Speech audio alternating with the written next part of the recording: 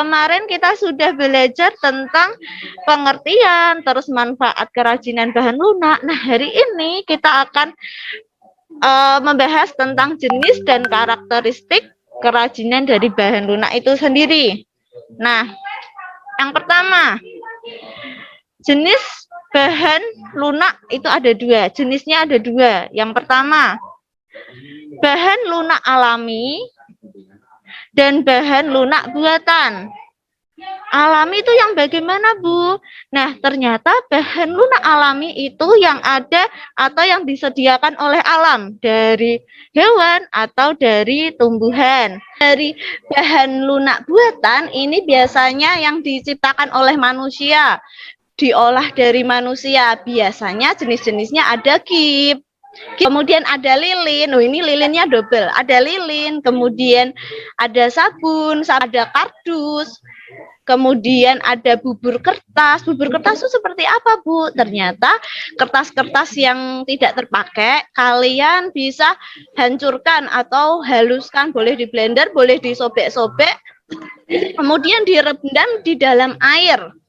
Nanti diaduk sampai menjadi seperti bubur. Nah, kemudian ada yang namanya clay. Clay ini biasanya dibuat untuk hiasan gantungan, gantungan kunci yang bentuknya boneka atau tumbuhan atau hewan. Nah, guci yang bahan dasarnya dari tanah liat itu merupakan jenis bahan lunak buatan atau alami. Alami. Pintar, ada yang bilang alami, benar ya, alami ya.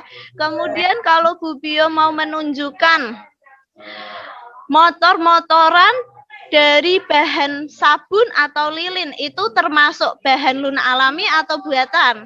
Buatan. Oke, pintar. Jangan sampai kebalik ya, buatan. Oke.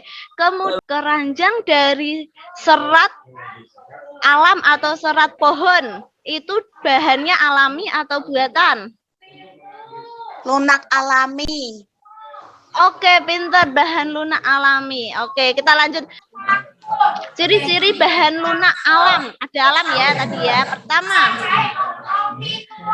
tanah liat. Ciri-cirinya pertama, sulit menyerap air. Tekstur cenderung lengket dalam keadaan basah dan kuat saat keadaan kering. Bahan baku pembuatan tembikar. Nah, ini tembikar ini tuh ini ya, kayak guci-guci gini. Kemudian kerajinan tangan lainnya. Dalam pembuatannya harus dibakar di atas 1000 derajat Celcius. Dalam proses pembakaran dia akan mengalami pengerasan. Jadi, kalau semakin lama dibakar, maka dia akan semakin kuat. Selain makin kuat, dia juga warnanya akan semakin bagus. Kemudian ada kulit. Bahan lunak yang kedua adalah kulit. Nah, kulit ini ternyata ciri-cirinya, karakteristiknya itu tahan panas, daya renggang bagus, elastisitas yang baik. Jadi, kalau pakai kulit itu lentur, jadi nggak kaku seperti tanah liat. Kemudian kulit ini tahan dengan bahan kimia. Kulit tidak tahan air. Warna kulit sesuai dengan hewan yang dikuliti. Di bagian daerah Eropa sana, dia mengadaptasi kulit buaya, ada kulit harimau, ada kulit ular. Untuk apa? Untuk bahan dompet atau tas yang lebih bermerek atau yang berkualitas tinggi. Nah, ini harusnya bukan alam ya. Yang getahnya tuh alam betul, kalau clay ini buatan ya. Nah, ini clay itu berupa kayak tepung adonan yang nantinya kalau dikasih air dia seperti apa ya? Seperti was, lembut-lembut tapi bisa dibentuk gitu ya. Nah, itu ternyata mudah rusak kalau terkena air. Pewarnaan clay dilakukan dengan pewarnaan makanan atau pewarna sintetis. Jadi kalau warnanya cantik gini, dia ditambahkan dengan pewarna makanan. Kemudian ada getahnya tuh. Getahnya tuh apa, Bu? Nah, ternyata getah dari pohon yang berwarna putih. Ternyata getah dari pohon itu bisa digunakan untuk kerajinan bahan lunak. Nah, biasanya apa? Teksturnya lunak, wujudnya seperti cair. Nah, ini ya, cair, kemudian kalau sudah agak lama dia akan sedikit lengket. Nah, jika dipanaskan akan melunak. dan akan mudah dibentuk, kemudian akan keras bila sudah dingin.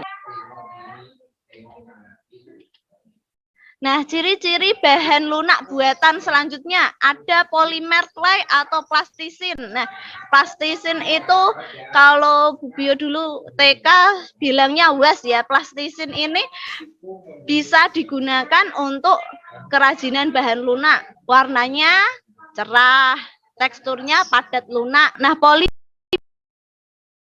clay ini tidak mengandung minyak, sedangkan plastisin mengandung minyak. Bedanya itu ya. Saat pengeringan, polimer dapat mengeras, sedangkan plastisin tidak mengeras atau tidak berubah. Selanjutnya ada kaca serat berupa serat gelas berupa kaca air. Campuran kaca serat terdiri dari cairan resin, katalis atau mat atau serat fiber. Kemudian karakter yang selanjutnya itu ada polis atau sabun krim silikon untuk membuat cetakan serta untuk memekatkan warnanya. Ada lilin dan parafin. Nah, wujudnya padat. Kalau dipanaskan mencair, udah pasti ya. Kemudian pengolahan kerajinan dengan bahan lilin dan parafin dilakukan dengan cara cetak atau cor. Ini ada masih ya.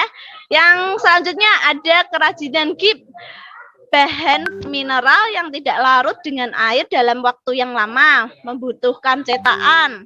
Kemudian kerajinan gips ini merupakan sifat yang mudah pecah. Kemudian ini sabun diukir menggunakan cutter atau gunting ya, ujung gunting itu membentuk beberapa bentuk yang sesuai dengan keinginan kalian. Ini misalnya ini Bu Bio lihat ikan ini, ikan ya, bentuk ikan. Kemarin kakak angkatan kalian tuh ada yang membentuk mobil, ada yang berbentuk apa?